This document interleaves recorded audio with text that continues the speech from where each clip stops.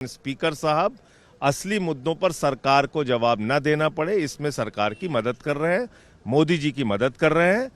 Indo US trade deal से देश के हितों का मर्दन हुआ है, मान मर्दन हुआ है देश के सम्मान का।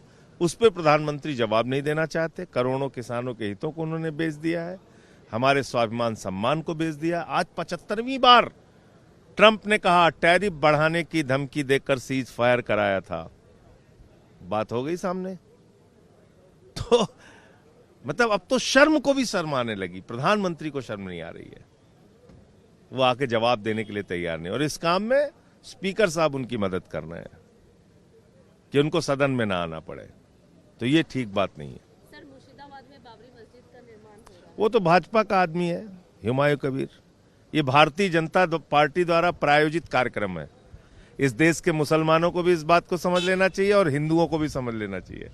और उस बाबरी मस्जिद के निर्माण के नाम पे ललकारी ललकारा चलेगी। वो उधर से कहेंगे हम तुम्हें बनने नहीं दे, आज अब मैदान में देख लूंगा, तुझे काट दिया जाएगा, तुझे मार दिया जाएगा। अभी देखना होगा यही। तो इस देश की जनता को बेसिकली मूर्ख समझ रखा है इन लोगों ने, वो चाहे मुसलमान हो वो चाहे हिंदू हो।